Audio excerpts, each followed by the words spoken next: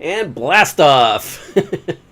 What's up, my brother from another Hey Joshua, mother? what's happening? How are you today? Great. So today is a little bit of a different show. We've got Maxalicious with us, Max Cantor, whom I got to know over the last year through live streams like this. And he was heckling me from the stands, stalking me from afar, and then we Uh, became friends. So yes, welcome, Max, man. Thanks for joining us. thank you very much. I definitely have my eye on you, man. You're that secret source to everybody's success, and I was tapping into it, so I had to go back in the archives and find out who you were, what you did, and the only thing I couldn't find yet is your cell phone number. Yeah, I'm kind of a hermit, but Yeah, I like it. the yeah, it's been a while. Like I think you went way back to like 10, 15 years ago when I was active. So that's kind of cool. Tell me, I'm just out of curiosity, what was it that really resonated with you? I know you've shared just some general things with me but some of the stuff that I've done with Telman and Tim and um, I think has really resonated with you and probably sparked some of the desire to want to know more and reach out to create a friendship together here. I'm just kind of curious, like, is there anything that stood out or that makes sense from that standpoint? Yeah, just the energy really coming from you is I've been in the internet game for or trying to get in the internet game for a while, and just there's just not too many people out there that had the I don't know. You give me this real comfortable presence of like the real deal of what's happening, and the way you communicate. The way you communicate is perfectly for me to understand actually myself a little better, Oh, which cool. is good. So when I saw you, there was something I knew that I we had something similar. And as we chatted through the year or so, we do have a few things that are similar. Very And similar. I'm very much an energy person, so I can see you from a mile, and I know I'm going to get along with you or not, or I can see you on the internet, and every time I, it was also every time I was reading about others and seeing how well they did, sort of towards the tail end, your name came up. And then I'm reading, and then your name came up again. I'm like, oh, who's this guy? So I'm Really? Oh, cool. pretty good at the research, and I went down the line, and like I said, I probably went back, 10, 15 years on you, and just found out some stuff about you and reminded you, but maybe you didn't know about or Yeah, forgot for about. sure. For sure.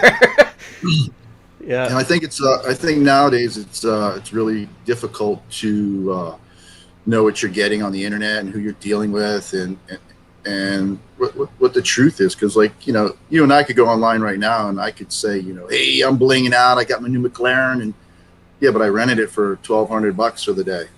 There's just a sincerity about you, Tellman, Tim. I mean, those guys are just true people. I know I could sit down and have a really good time. I Yeah. could talk business or I could talk about life, but what I like most is that we talk about life first, because if the life first isn't copacetic, then the business doesn't work. Right. And and it was cool because I was in a space where I really wasn't concerned about the business. I wanted to better myself and my being, and like, where did Max go? All the mindsets, playing baseball on a professional level, being on television, and the mindset. I was just immediately attracted to you for that, and it seems like you were able to. I don't know. I felt like really personal. Like talking to you when I first met you was like I knew you forever. And I think that's a big thing when it comes down to the internet world, getting to know somebody, because we're not Yeah. all going right now and shaking hands and going getting cocktails and we're doing this now. I mean, that's not personable. You can't, like, like, here, I saw a little baby in a stroller the other day, and she's looking at me, and I'm like, oh, you're so cute, and she's looking at Yeah. me, why do you look? And I'm like, I pull my mask, and I'm like, and she Right. went, Yeah. Yeah. like, we're missing that, man. For But sure. It was And your even, energy I that mean, drove even it. before the pandemic and all of that, the connection, you know, I mean, I've said this for years, that the internet and social media gives us the illusion of connection. And we think that there's a Jimmy Buffett song that I think it's called The Information Superhighway, and he came out with it in I think the early 2000s. And there's a line in it that always gets me, and it's as true today as it was when he first wrote it. It's like, so plugged in, yet all alone. Wow. And, you know, that's what I think that we have gotten used to, like, what is supposed connection is really turning into isolation, because when we connect on Facebook, or when we like somebody else's post, or we comment on it or whatever, it's not a true connection, and it's not a true, like, that's why I really respected you for reaching out and really pursuing a friendship, because that's a true connection. Like, what we're doing here is a true connection, and being able to have that carry over is a true connection. And I think, frankly, that's the secret.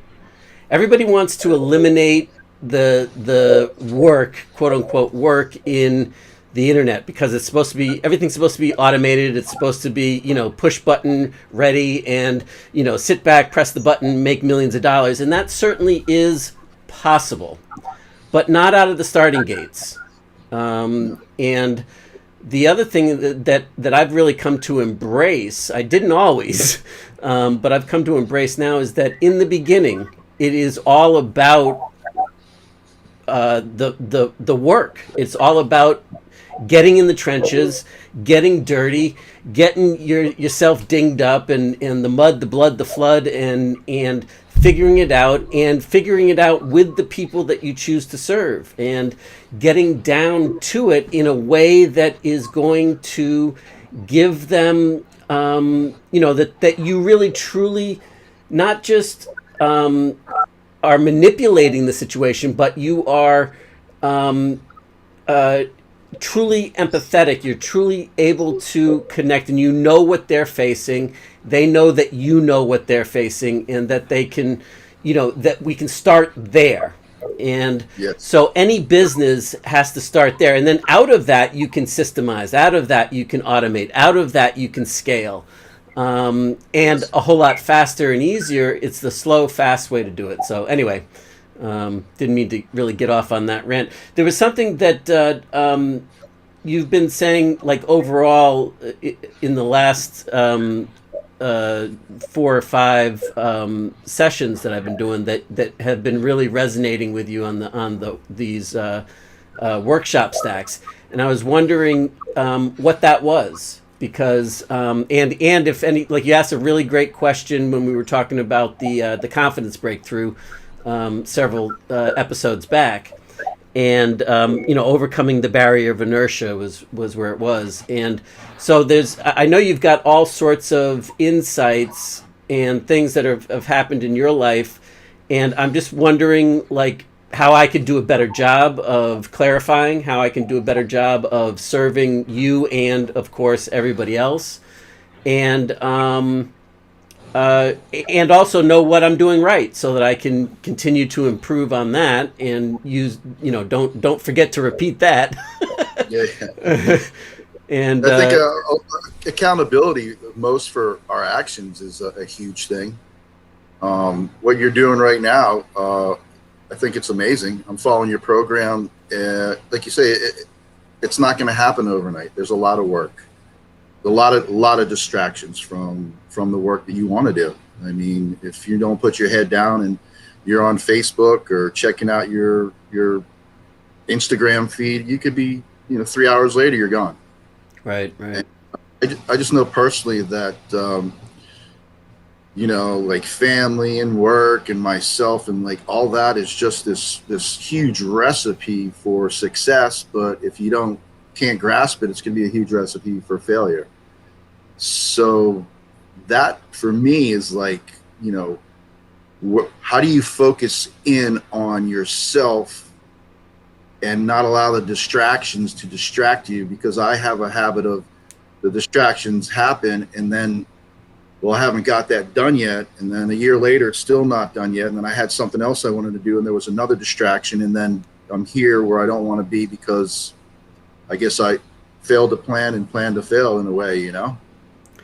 Yeah, I mean, I think that's probably part of it. I think, though, that if you don't have, I mean, like all of the three barriers and all of the three breakthroughs that kind of stack up, and now what we're doing in this next 3-stack session is all about honing into that. So once you get through and you have some clarity about how you want to put this to work in your life, and when we get to the personalize it step of the process, phase of the process, which will be in the next workshop that I do, which I believe is going to be happening in a day or so, I think that's really going to start to get clear for you. But the more that you can get into clarity and then start stacking your confidence up, the more that you become clear on, I'm going here. This is where I've decided that I say I want to go, not that anybody else. This is what's important and meaningful to me. This is coming from an inspired state, from an internal state. And then you can move forward saying, I'm going here because I said so, because this is where I'm looking to go. And then everything else that starts to fall into place is gauged through that lens, through that filter, right? So when it comes time to balancing it out and then saying, well, I mean, do I get distracted? Absolutely. I mean, I was talking to you yesterday and telling you that, I've got like 10 projects that I've gotten various states of doneness that I am frustrated that I haven't brought full circle. And it was, so I mean, I can relate to it. And so what for me is that the more that I get through the clarity and I hone it down, it's like I was talking about yesterday with the magnifying glass. Yes. Like when you're burning a newspaper and you get the angle just right and you get it just tiny enough. Well, that's exactly what we're doing now, right? Like we're honing in on it. It's getting razor sharp, and then once you have that and once you're real clear on where you want to go, you can get, if you're anything like me, I can get obsessed. And I can get to the detriment of everything else. When I'm focused, I can block everything else out, and don't get in my way. I'm a type A personality. Get out of my way. I'm just going to make stuff happen. But then, of course, I alienate my family. I alienate relationships and friendships and all of that. And I don't want to do that. I want to have both, right? So what's your balance for that?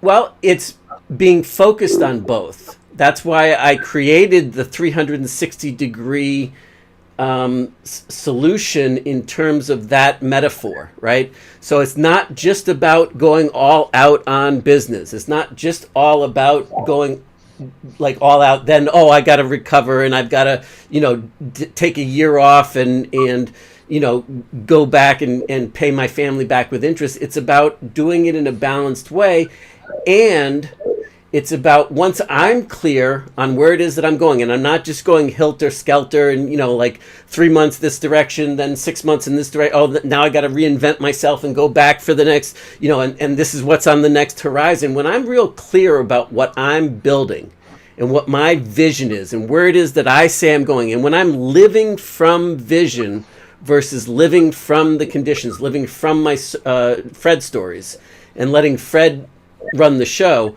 when I'm saying this is where I'm going and I'm crystal clear on it and I've experienced that clarity breakthrough, and I'm now everything that I'm doing adds to the confidence. And then what I always make sure that I do at that point is start to enroll the people in my life in that vision, whether it's from a business standpoint, like partners and collaborators and whatever. And also when I've had a staff of employees and that type of thing, making sure that they're clear and that they get the full vision, but also my family, and let them know, like, all right, for the next 2 hours, do you need anything from me before I go into, focus mode for 2 hours? No, right. You're good? No, I'm good. Okay, cool. And then they know that when I'm in that mode, like they can attempt or forget to disturb me, and I'll just be like, wait, this is. But if I take responsibility for it and communicate it prior to, and it's not just about communicating, right? It's not just about saying it and then assuming that they say, okay, yes, I get it, I'm enrolled, and I agree to that as well. It's about really working it out so that they truly agree with it without you doing the Jedi mind trick, without you. These aren't the droids that you are looking for. Right. That's my problem, is that I can get so excited and enrolling that people genuinely get enrolled around me when they're not really enrolled in the in doing whatever it is. So when they're in my presence and in my energy, they're like, yeah, okay, great. And then as soon as they revert back to, because it wasn't a true enrollment, that was their decision. And so what I've learned now in the last few years is, look, don't let me, I warn them that when you're in my energy field, that you're probably going to get super charged up and excited. And I just want to make sure that this is the right choice for you in this circumstance and whatever. And that's true with clients as well as with prospects or prospective clients, as well as with my family. And I haven't always done a great job at it, but as long as I'm conscious of it and focused on it, then I can contribute that and give that back to, and then I can tune into it. So that's my long-winded answer to that. Yeah, I think the awareness, one's awareness of what's going on around them, as you just described, like what you just said, every time I talk to you, the clarity. I'm fortunate enough that, especially when talking to you, you can say one thing and it changes in a second for me on a dime. Thanks, Troy. Appreciate it, brother. Sorry, go ahead. Don't go back at all. A couple weeks ago, a couple shows ago, I was in a little funk and I said something and you're like, if you say so. And I'm like, jerk, you're right. So I was like, picked up the tissue. I'm like, oh well, no sympathy here. Come on, big boy, put your shorts on. Let's go. And I could only hope that other people can feel that spark and instantly change. And it has to be done every day. Like you said, the inspiration and the energy that people around me and around you, yeah, they're pumped up. But when they go home and you call them up or you talk to them later on, business, friends, whoever, you're like, what happened to the fire, man? What happened to the fire, So yeah, and that's what everything that we've been discussing in this whole program for the last 8 episodes or however many it's been now, in the program here, the whole goal is to make yourself conscious of the unconscious conversations, the unconsciousness that you don't see going on. And that's why I spent the time to create the Fred framework and the Fred stories. But the question that I posed to you, and when I said if you say so, all I did was reflect back to you the opportunity to see that, wait a minute, that you had that as an absolute fact, and if you say it is, then it is. But that is that a Fred story, or is that true? Is that truth? And so that's in essence what we're doing right now, is we're getting the tools, and you said something along the lines of just now of it's you got to work on it every day. You do in the beginning, but the more that you start to get into the habit of making your unconscious conscious, the easier it gets, and then you start to shift and you start to live in that space. I'm not saying that there aren't new frontiers to overcome and new boundaries and that type of thing. Because of course, if you can get into your subconscious and tap into it, and from what talking to you for the last year or so has totally made me aware of my subconscious, it almost becomes like this loudspeaker voice that you don't, like, whoa, hey, I'm not telling myself the right things. You know what I mean? Like you say, Yeah. if you say so. Right. And it's that stinky thinking. Yep. Yep. It is. And I'm very cautious personally to stay away, if I can, from the cliches, because I used to be Captain Cliche, right? Like stinking thinking, and whatever you resist persists, and I could tell you all the platitudes, and as I'm sure you can too. And the reason why I am cautious to always step back and go deeper than that is that I think when you say that stuff, when other people hear that stuff, it puts you on automatic pilot, and it becomes a way of just it's more unconsciousness, but you think you're conscious of it, right? When you say Absolutely. that stuff, and you're not really truly observing it. And if you stop for a second and you just have the opportunity to look at it and say, oh, then yes, I mean, if you feel it, then great. But you can tell the energy when you're exuding something, and you read energy as well as anybody I know. The difference between just saying a mindless affirmation versus when somebody says it. When they're being that person, that way of being. Yeah. You follow me? Absolutely. Yeah, I'm 100%. I mean, just me staying in, stinky thinking. I'm like, well, that was like a lazy comment. That wasn't me. That was just, and I'm never going to use that again. Just so like the awareness you brought me, it's almost like it's communicating with you is like the subconscious of me, and you're talking back to me. You were just on autopilot, right? I mean, that's just what you're used to. So your Fred story said, oh, now I'm supposed to say stinking thinking, because that's, oh yeah, I get this, I got this. And so Fred jumping up and down, hitting that lid, programs you to that's the automatic reaction. And anytime that happens, on anything, whether it's even, not that it was negative in any way, shape, or form, because you had drawn the parallels that you needed at that point, and you had the epiphanies or the clarity that you wanted and needed in that moment. So it's not like it didn't serve you, but the ability to then stop and pause and take it to the next level, that's where you made a mention of this, and I don't. Maybe we should go a little bit deeper on this. But you said something about like I never have to address it the same way again in the future. From when you have a little bit of a shift, then all of a sudden, it's not that other things don't come up, but that you have a new. Didn't you say that earlier? Yeah, it's almost like emptying the basket. What do you mean? For like a stinking thinking thing, instead of saying stinking thinking, hold itself. Maybe that's what you wanted to say, but there is a better way of, what gives your life meaning and what brings you joy. And instead of a stinking thinking, it's just a general blanket of it doesn't have any meaning.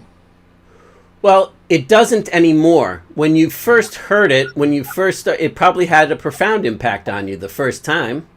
And Right. for the first, 5 months or whatever, it probably served you very well. But then it became rote. It became memorized. It became part of the recordings, like the DJ horn that I played earlier,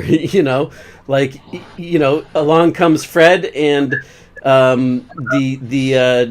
what you call it, and here's Fred, and you press the button, and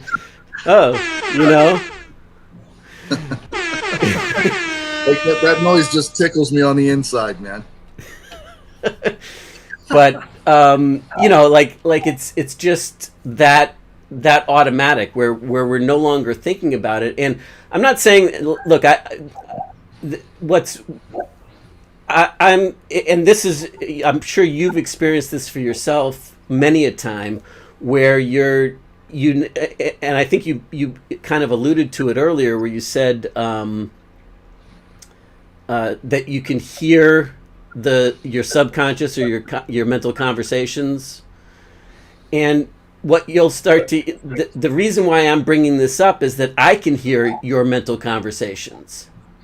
So I become very conscious of it. Why? Because I'm got to first be conscious of it in myself. And so if I'm on the lookout then in other people, it helps me then to, because if I'm projecting it out to you, well, then the reason why I'm sensitive to not using cliches and things that I've memorized by rote is because I did it for so many years personally, and I want to make sure that I'm not doing that anymore for myself, because I don't think it serves me to go on autopilot, because it's just a disguised version of staying stuck, of staying inside the Fred stories and letting those run the merry-go-round. Wow. Great clarity, man. Cool. All right, so tell us your story about your the gourmet chef who couldn't taste, who lost his sense of taste, and without resonating inside the negativity of the story and the woe's me side of it, but the background. I think it's really kind of cool. Back in the 99, 2000? No, 93. I don't remember the year. I was playing baseball. I got signed double A with the Orioles. I was a professionally in-line skater back then, had a big old t-shirt company for about 15 years. And on a Sunday, I left my parents' house, getting ready to leave for New York to play for the Orioles on the Monday. And I wanted to hit that one last jump. Had my headphones on. I'm jamming to AC/DC, Shoot to Thrill, Play to Kill, Too Many Women and Too Many Pills. And there's this. I launched this one jump. It took me about 10 feet. It was from a sidewalk on the side of a building, which went over the sidewalk of Federal into Federal Highway. I timed it 6 times. On the 6th time I went, and as I'm up in the air, I look straight in front of me, and there's this guy in a Jeep, and his face was just like, and I would have looked to the left. And at this point in time, what took probably 10 seconds, it seemed like 15 minutes. And as I'm up in the air, I'm looking over, and I'm like, well, this car's going to take me out.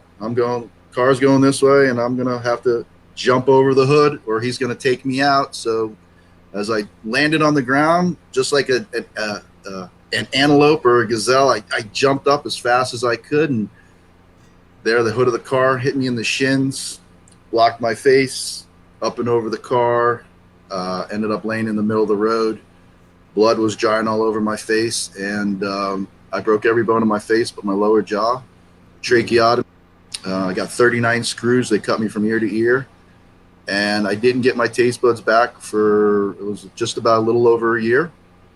And the first thing I could taste was my buddy Chris's big old Italian family, and his mom was still cooking for 8, when everybody left the house. So those were the days when you'd go over to your friend's house and you'd open up the door and be like, hey, what's up, Max? I'm here. Anybody home? They'd be like, yeah, come on in. Now you got to go through the guard gate and ring the doorbell and unlock this. And so I went over to Mrs. Corso's house, and I put my finger in that sauce, and I was like, whoa, like the acidity of the sauce, man, was just like, it just ran rapid through my palate. Woke everything up. Yeah, woke everything up, and then sort of toned down a little bit. And then like a week or two later, I didn't have smell either, because I broke everything in here. So like screws around here, my cheeks, my mouth was wired, the tracheotomy here. So like 2 weeks later, I leaned over, to a rose, and took a big old sniff, and like, whoa. I mean, with like, instead of like the taste buds had this amusement 4th of July thing going, like my nose and all, like I was getting reprogrammed again. And then the finally last thing I could taste was chocolate. And talking to my buddy Chris, who just graduated culinary school, and I was like, how'd you like it? He said, oh, I loved it. Now I go, when's the next semester? It's like 2 weeks. I was like, you know what? I'm going to sign up, because if I don't sign up in 2 weeks, I'm not going to sign up for the next semester. So I signed up for culinary school, graduated, got out, and years ago, I grew up in Boca Raton, Florida, and I guess he had the family therapist, and he was making the world a saner place. That that was the last day I ever went for therapy. I said, I'm out of here. I'm Maxalicious, and I'm going to make the world a tastier place. Nice. And I became in the culinary industry. And, I was adopted at 5 days old and moved to Boston with my mother and father. And I've been pretty blessed since I was a kid. I'm very lucky. And I was very, very appreciative of life, and didn't really understand how beautiful it was. And one of the biggest moments for me was Pearl Jam's song "Alive." And my mouth wired shut, and at that time, a young lady was staying with me. Fortunate for me, one of my crowns popped off. So when she was making me dinner, she'd come over and she'd bring me a plate of chicken and mashed potatoes with broccoli in it. She said, "I'll be right back." And I hear going off in the blender and come back with a thing with a straw and stick it right here in that little space. Wow. And so I went outside, and there's and all these kids are out there playing, and it says one of the lyrics in Alive is something about stepping outside, seeing the children playing. And I wish I could remember it. I'd sing it to you. I take a walk outside. I'm surrounded by some kids that play. I'm a horrible singer, but that was it. I'm looking at these kids, man, and I just started crying because I'm still alive, man. And at the end of this, do I deserve to be? Is that the question? And I'm like, What did you answer? Yes. I was fortunate, 5 days old when my old man cruised down from Boston and picked me up in Ohio, because his buddy said, my old man hurt himself as a young boy and he couldn't have kids. So he decided to ask one of his buddies, pretty tough guy in Boston days. He's like, hey, Vinny, I want a boy. He's like, hey, Carly, go down to Ohio. You get one down there. I'll help you out. Yeah. It's like, Dad cruised down to Ohio. There I was, and cruised home. Nice. Lived up there for 2 years. Old man hit an ice patch, almost hit a tree, took us out. And from that point on, we moved down to Florida and been here since 72. So let me ask you this, because clearly you've got tremendous ambition, drive. You've had great successes when you were building your companies, and I know that you're still doing stuff now. And you made a mention earlier about the different things that you're attempting or that you've got, and then you're looking back and you allowed yourself to get distracted or whatever, and life got in the way, and circumstances and situations and stuff. So what would it be for you? And here's another cliche, but I'm going to reverse the cliche on us. The standard, what would you do if you knew you couldn't fail? What would you do if you were guaranteed that whatever it is that you were going to pursue would be successful beyond your imagination, that it would make the impact that you'd like to make? What would you be doing? Where would you go? What would it look like? What would life be? And let's start looking there. Well, I would definitely, at this point in time, I would hit up the real estate market and own a couple of not individual homes. I would go for units, anything 32 units or above. And I really like, honestly, I like giving back. I would love to be successful enough that where I could literally change someone's life, whether they're homeless or whether they're struggling financially, emotionally. What is it about the real estate and the I'm assuming residential, right? You said 30 units and above. Yeah, well, I've been listening to a little Grant Cardone a little bit, so he's got me pumped up in that direction. And I've always been into the real estate, but listening to him a little bit, going for how many doors you need, 32 doors or above, and not just buying that one rental house and flipping and doing the next one and flipping, bringing it a little bigger. And perhaps within those units, it could be maybe a homeless facility for people to get them up and running. And there's just, it's so hard to there's so many people out there that really just even need a hug. Yeah, I would, my goal is one day to be able to just, step out of my car. And I could hand that dude $1,000. Maybe he can have a week or two, or I can take somebody back to my house or to the facility I own, and they can shower up, and we can get them clean and give them direction and see. Some people don't want to be helped. Some people like it on the street. Some people are trapped. We all need help, man. So is it mainly the Grant Cardone connection, or because like the things that you want to do with your money is awesome and great, and I applaud you for that vision, but you can literally do everything that you mentioned if you have success in any business, whether it's if I'm successful within myself, as I am, and I'm starting in my local area, so it's like a bullseye. So I'll start where I'm, and I'll go from there. And as I grow, things will grow. So you like the physical real estate aspects of it, and being able to stay in that. I like doing stuff.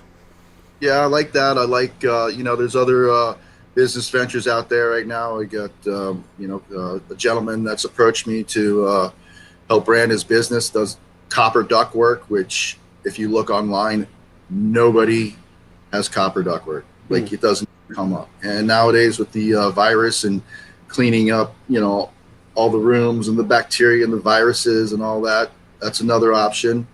I've always been totally, entrepreneurial. Always had my I'm just trying to get a feel for helping you narrow it down so that 2 or 3 years from now you're actually in the mix of executing and living that. You can start living it today, obviously, but right. Whatever that means to you, rather than I got like I was saying to you yesterday, I got distracted and I haven't completed on these things, and now it's time to complete. It's definitely starting with myself and building me how I want me to be, and then I can go out there and do more. I can still do well on building me, but I need to build me to a point where I feel comfortable enough that I can go out and do what I really need to do. Like you said, it's the mental thoughts that restrict us. Like I said, that's another reason I reached out to you, because I know you can do anything you put your mind to. I've another cliche. I felt like I've been in a coma for 10 years. And, relationships and other things in life and marriage and kids and pets and work and making money and paying bills. You got to get all that fine tuned, man. But I think it starts deep down inside of yourself and knowing me. For sure. And also just keep in mind that how you do one thing is how you do everything. How you show up in, working on yourself is going to, you improve one area of your life, you improve all areas of your life. So I would advise you not to get stuck in that, I got to do this and this and this, and then I can, live happily ever after. Then I'm allowed to create the life that I want to create. And what I would say to you is that the stuff that you want to work on in yourself is going to come up as you're pursuing, as you're tic-tacking, as you're zigzagging your way to success. It's going to come up. So why not solve that and work on those things and move towards the vision that you want to live, rather than get stuck in this, I call it the happily ever after syndrome, where it's the fairy tale and it's never done, right? So if you're always expanding and you're always going, why not go forward and use that, just like I've been talking about, using this formula and this process as the teaching model, but I'm using the teaching model of internet business, and you're really going to see that when we get into the personalize it step, in terms of how I'm talking about this and how to narrow it down in the 3 different categories, and types of business, and then in terms of growing them and expanding them. But it's all the same thing, and all I'm doing is giving us a platform to play on. and to experience the kind of successes and the kind of work that you want to do on yourself as you're in the game, playing the game. I like that. That's so much better, so much soothing. Like that right there already changed in me. Cool. I mean, and it'll happen faster if you're doing them together instead of trying to separate, do this and that. Well, here's the problem. You can't do it linearly. It has to be done together. It has to be done experientially. There's no such thing as I'm going to learn all of this, I'm going to make myself perfect, and then I'm going to go out there and do it. Because while you're doing that inside, the world around you, the relationships around you, they're altering. So you've got to do both. And really, the growth happens from the interaction between you and other people. That's why, you have such a deep connection to people, to energy, to wanting to, connect on a real person-to-person basis. That's the power of, all of this is like a playground to be able to experiment in and take your family with you, take your daughter, take your wife, take the group, take your father-in-law, take the whole thing and enjoy your growth through them, with them, and they're doing the same from their own perspectives. And you're all, whether they're partnering with you in business or not, you all are supporting one another to get to the bigger picture. Sorry, I had an alert on my phone there. So it's like you're not going linear. It's like you're going to jump on the elevator with all yourselves and go to the next floor. You're not going to leave part of yourself on the first floor and then part on the second. Like, we got to go for this ride together, man. Yeah. And the truth is that it's a lie to yourself that you're going to get this done. Check it off that's done. Check it off the list. Now I can really focus on what I want to do. It's the old, I'll see it when I believe it, or I'll believe it when I see it. Well, you have to believe it first, and then you will end up seeing it. So, it ends up being, have you ever heard me talk about linear learning hoax versus experiential learning? All right, so basically, I'll sum this up because I know we're kind of getting into some long time here, but let me just break it down like this. The linear learning is, I need clarity. I got to figure out why I got here, how I got here. I need this. I need to do this, and this. I need to learn all these things. The next hack comes out, the next shift in the marketplace. The Google's now shifting their privacy policies along with Apple, and now I gotta figure all that out because that's not going to work, and everybody's up in arms, and now we got to go over here, and so I got to learn that, and I'm focusing on learning that, and now I got to learn the next thing, and it's like I got to learn all of that perfectly, and then I get to go out into the world and do it, and whatever that might be. The problem is that even if you could learn it, let's say, for example, that you could learn all of it perfectly, that you memorized it, that you could teach it better, that you really, you had it in you, that you had that you knew it, but you haven't yet done it. So now that you know it personally, you now say, all right, I'm waiting for this great epiphany. And now I have permission to go forth and multiply and make some shit happen because now I know this, and I've been given, I've been waiting for God to tap me on my shoulder and say, now you may go forth and make this happen. And let's say that happens. Let's say that's the truth, right? That you learn everything that you needed to know and that you got that. There's still going to be a huge gap between knowing what to do and being able to successfully apply it in your situation, given your particular circumstances, experiences, because there's always tweaking that's going on when you learn to apply it based on theory versus out there in how it needs to be molded, and like you told me that you were doing some air conditioning work with your father-in-law yesterday. It never goes according to plan. You got to jimmy this here, you got to do this here, you got to make it fit. Sure. And and in theory, you could watch a YouTube video on this and know how to do it globally, but until you get there and do it in that particular situation, you don't know what you're going to encounter. You don't know what you've got to overcome and adapt. And so the trap that we can fall into, and I talked about this with the clarity breakthrough, that you got to make sure that you're not getting stuck in the I'm trying to figure it out trap, because that's an excuse to delay.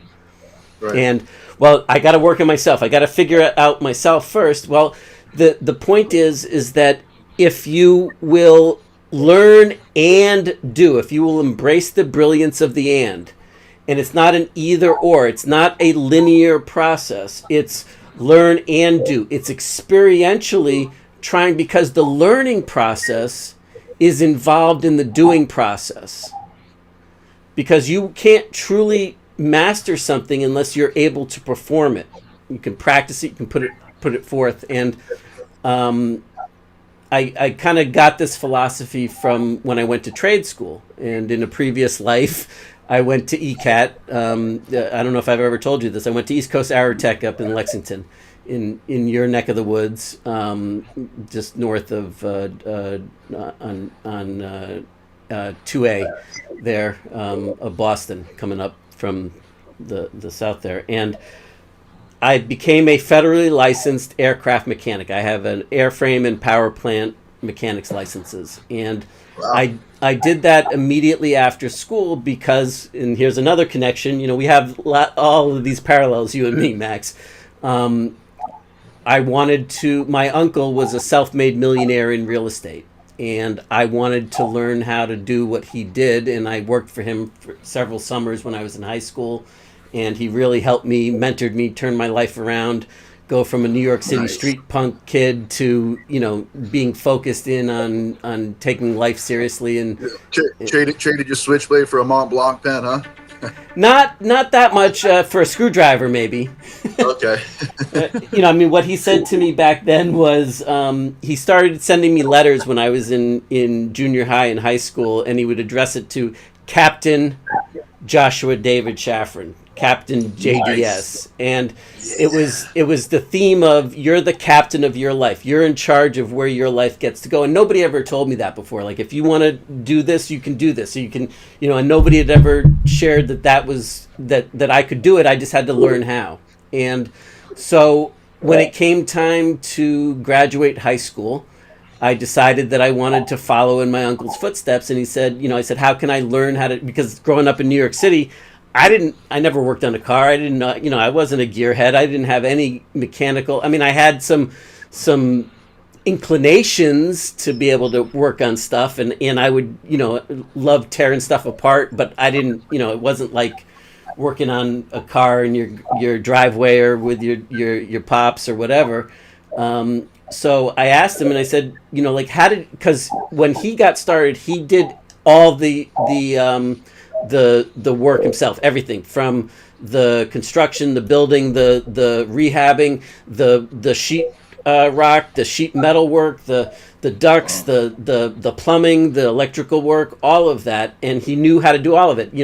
I always used to joke with him that he was like the professor on Gilligan's Island. He could make anything. He could fix anything with anything, because that's how he had to. Like when he first started his real estate business, he didn't have any money to pay anybody else to do it, so he had to figure out not only how to do it himself, but he had to figure out how to do it with like spare parts like Velcro and elastic bands. And so he said, I said to him, so how do I do this? And he said, well, what I did, and I probably would recommend it to you, is go to ECAT, go to East Coast Aerotech, become a federally licensed aircraft mechanic. Why? Because every single trade that you can possibly imagine is tied up in that in that training. And so it was a 19-month program straight through. But what was unique about it is that it wasn't just the book work, is that they had the practical work, and then the tests were practical. Like, can you do a tune-up? Can you figure out the ground short or the cross short in this box here? How do you figure it out? First you got to learn it through the books and the book learning, but then you got to actually put it into action. So everything that I did has been geared around that, tying it to my learning disabilities, that I learn differently than everybody else, right? I did a little learning this, reading myself. I had to do vision therapy, and I noticed when I would read out loud, I was like stutter. And then when I was a kid, I put my headphones on, and the music would play. And if I read and I didn't hear myself, I could read beautifully. Wow! When I heard myself, I was like, when I couldn't hear myself, I was like, Tony Robbins. Awesome, man. It's really funny that all the parallels between you and I, but all I'm saying is that the I got addicted to the practical application, the in the trenches stuff. So, and when I decided to start sharing the business training and the entrepreneurial and the marketing stuff that I did back after I had actually done it successfully for myself, when I decided to turn to the teaching business or the guru business in 2003, it was after I had made over $50 million in successes and failures and all of that stuff that I had learned some stuff. But it was always geared around, even to this day, I don't have it right here in front of me, but on like the NPod DVDs and the audio CDs, all of it had the yin and the yang, because it was all about both the learning, the discovery, as well as the practical application, the in the trenches, the yin and the yang combined together. And because that was the only way that I could personally see the success, is actually applying it. And that's why you'll notice that even this stuff is the exact, you're going to see as we start going through the rest of the 360 degree process, that it's all geared around both, the learning that's necessary, but also the application, the practice, and to be, so just bringing it full circle back to to you that, and I think we could all use the coaching. And of course, I teach what I most need to learn myself, right? So like, I'm not saying anything to you that I'm not saying first to myself, and taking the coaching myself first, and hopefully it has value for you as well. But the delayed reaction, or the delayed gratification of, when I get to this point, then when I get here, then I can go do this. When I get to this point, that's a stalling tactic. At least it is for, if I'm being honest with myself, that's when I'm trying to avoid some shit. When I say, well, I got to do this, and this first. Well, how could I do some of that? Like, it's not that's all valid. I want to improve that, but how can I do that and move forward at there's a Quaker saying, and this is another cliche but I like it. It's as you pray, move your feet. And yeah, wow. I like. So experientially, experience it. Get into the dirt, the mud, the blood, the flood, the clay. Mold it. Get your hands dirty. And out of that, you'll spot all sorts. I mean, that's why it was so important for me. I'm doing these things in the beginning now because I took so much time off. I don't have a following anymore like we did when Telman and I were doing it. But I'm doing these as if I do have, hundreds of people tuning in on a regular basis because I want to get my chops back. I want to get, and I want to, get into motion and adjust. And there's things that come out of me that I don't know about, until they come out of me, and then I can actually expand on them and go forward and blah, blah, blah. I think also, I want to tell you, like, visualization, if anyone can calm their mind down, I think visualization's huge. When I was doing a lot of baseball and sports, I would always visualize. I just started visualizing more now. Actually, my wife sent me a little YouTube video on visualization, sort of like rung my bell, and like, oh my God, like that's such the simplest part. I'll give you a good example. So when I was in the hospital, all jacked up on morphine and mouse wired shut, and I can't move, what do you think I was doing all day? I was skating. I was rollerblading in my mind every day. I was doing tricks I never, ever, ever do. I would go out and I would do. One thing I practiced in my mind was called a misty flip. It's actually a 540, but as you're hitting the jump, you're flipping, but you're turning sideways at the same time. So I visualized that for 21 days. The doctors told me I wouldn't be able to skate at all. 3 months later, I was rollerblading.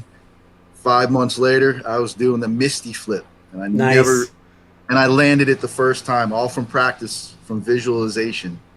And Perfect. if it wasn't, honestly, if it wasn't for inline skating, that's what really kept me alive. And then the people around me kept me alive. Have you ever gotten to the point where something that worked for you so well, like with visualization, doesn't seem to work anymore? And it's like it worked very well, but it only took you to a point, and then it stopped working when it comes time to visualize? It stops working when you have all that subconscious stuff going on in your mind, and it really clutters the picture. It's like I'm looking at you and me, and if I held up a piece of tape and I put it over my camera, you just barely see me. And then the subconscious puts on another piece of tape, and where's the visualization? Great examples. Great. Very, very, very, very important too. If you can hold that visualization for as long as you can, the longer the better, and nothing else comes in on you, then it's like a brand. You're tattooed, man. Like a cow gets branded. And a lot of people don't know that trick. It's hard. It's simple, but it really takes a lot of fun. That's what I'm getting at, is that we've been, most of the personal development stuff, most of the NLP and hypnosis and the great breakthroughs that have happened have been primarily around visualization and focus, and it works. But there's a problem, is that you've got some of the programming still runs, whether you're aware of it or not. It's still running. Right. So sometimes when you're trying to visualize, it works, and sometimes and you don't know why, it's not as effective, and you're feeling the same things, or you think you're feeling the same things, and it stops working in terms of giving you that flow state, in terms of getting you into that place where you become unstoppable because you said so superpowers, the BYSS superpowers. The thing that you've been experiencing every time that you and I interact, and every time you have an epiphany, is actually the removal of some of that stuff that will then allow the visualization to have the foundation. And it's the Fred stories, right? And that's my metaphor for this. And when we get through some of this stuff, I can't wait to show you the seesaw analogy, along with what I call the Bass Fred pile. And the Bass Fred pile is the reason why we have snapback. No matter how hard we work, no matter how many things we try, no matter how many great visualization techniques, if it snaps back, it's because of the Bass Fred pile. And that stands for the big ass, stinky, steamy pile of Fred. And that's a little preview for you. In a few weeks, we're gonna really start digging into that. But that is, to me, the secret, because once you can eliminate the Bass Fred pile, eliminate that bass, or enough so that it's no longer forcing the snapback, and you don't have to work so hard to overcome everything, then then you have the ability to visualize and you can manifest what you want to manifest fast, because you don't have that extra stuff weighing you down anymore that you aren't even aware of. And so it's success. It's exponential success by subtracting. That's the theme. It's continuing to subtract out all this shit, get rid of it, because you already have more than enough skills, ability, visualization, ambition, drive, focus to go anywhere that you want to go in the world and do anything that you want to do and figure out anything that you want to figure out. All of that is in all of us right now because we've been working on it our entire lives. So the question is not how do we put more shit into the pipeline and build up more pressure to feel worse about not accomplishing the shit that we want to accomplish and to feel worse. It's about removing the pipeline that's clogging the shit up so that we can then move forward with flow and ease. Yep. Switch the filter. The filter's clogged. Put in a new filter. Yep. It's like today, as we're speaking, one of the units wasn't working properly because the whole filter was clogged. So it was actually sucking the filter into the unit. So it wasn't. Oh, really? Wasn't working. It was performing properly. So you switch the filter. The flow of the air comes in. The system cools down. It's not struggling. Nice. Get rid of obstructions. That's my AC tip for you today. No,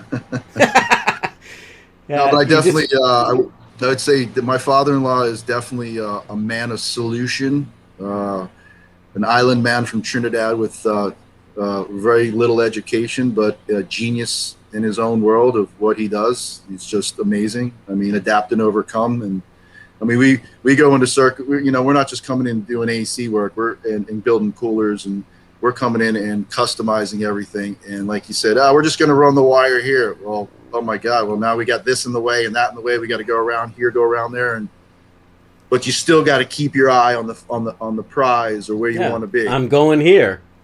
Why? I mean, because I said so. As long as you keep going there, it's like I don't know, maybe a guy getting a football or something. I was thinking of sports, but you keep going that way, and it doesn't matter. Things are going to hit you like this, and just keep going that way, and then you're going to get there. You're going to look behind you. You might have some bruises. People will be off to the side, but you got where you wanted to go. Yeah.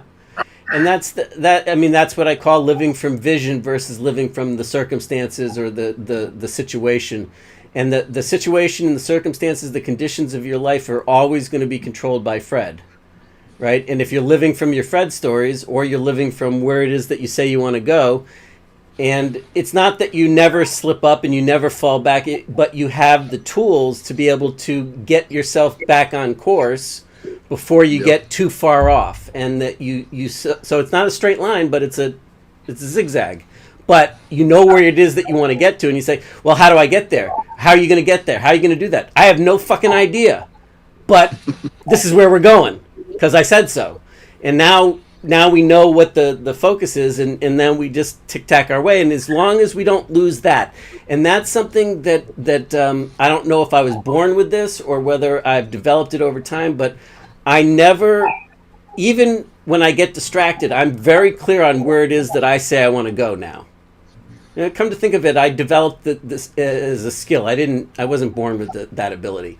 But as soon as I'm clear on where it is that I say I want to go, not where somebody else thinks I should go, when I'm clear about where it is that I say I want to go, it's just a matter of time as long as I keep focused on that. And I'm perfectly aware that it's going to take me, I'm going to have misstarts, and it's not a straight line. And I think that's another thing, kind of connected with the happily ever after syndrome that we were talking about earlier, is that I think we can get lulled in, at least I could in the beginning, before I ever had my first real taste of success.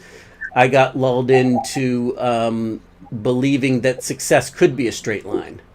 That, all of a sudden, one morning after learning all these things, I was going to wake up, and by Friday I was going to be a millionaire, because all of a sudden, boom, all right, I paid my dues, I learned everything that I need to learn, and boom, I'm here. Where's my certificate, and where's my $1 million? And that's the thinking that success is a straight line. And then also, like when you're watching other people, and there's a lot of experts out there that are awesome that can do that. From our perspective, success is a straight line for them.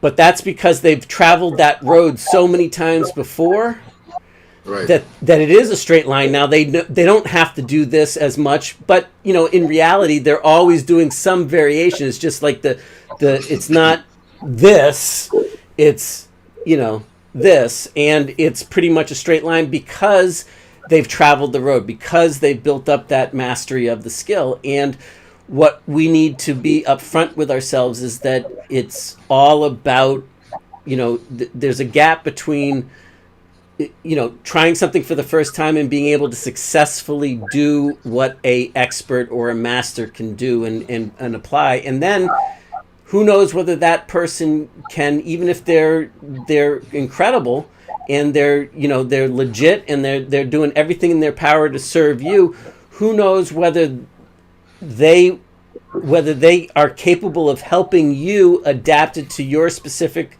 scenario, situation, and to overcome what you're faced with.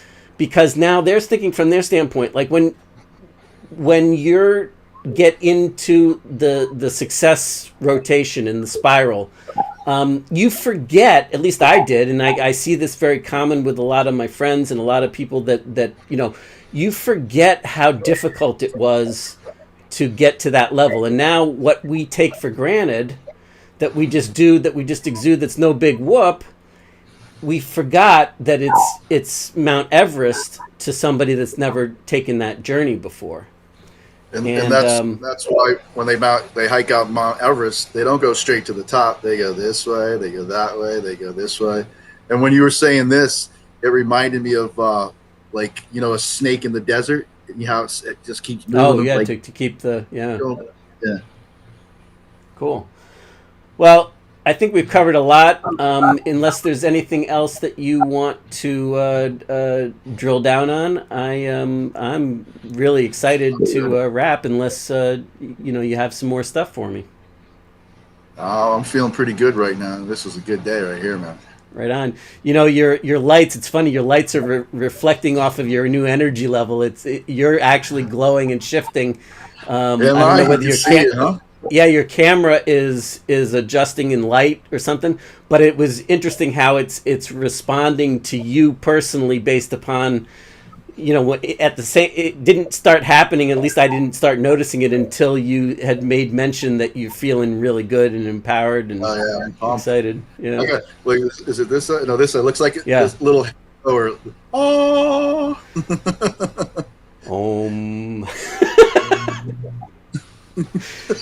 That's funny. All right, my brother. So hey, did Tellman, did he really buy all the physical end pods for all his buddies back in the day? Oh yeah, no, that wasn't bullshit. That was absolutely true. He bought all of them, and he made me go up to my storage unit and said, "Can you take a picture of them, please, so that I can show people what I'm doing?" And yeah, yeah. Has he got any left, or he gave them all out? He sold them all out. He sold them all out. Did, huh? Yep. Why, you angling for one? Yeah, man. I'll hook you up. No worries. I'll hook you up. I'm all good. Hey, as almost I'm talking to you, that's better. Is it live or is it Memorex? All right, man. All right, brother. Well, I'll be seeing you over the next few days, and I'm sure we'll be rapping again real soon. Of course, whatever you need, man. I'm here. I appreciate the love. Right back at you, man. Thank you very much. Thanks for being such a great supporter. All right, talk to you later, man. Thanks. See ya. Yeah. I'm glowing, bro. Yeah!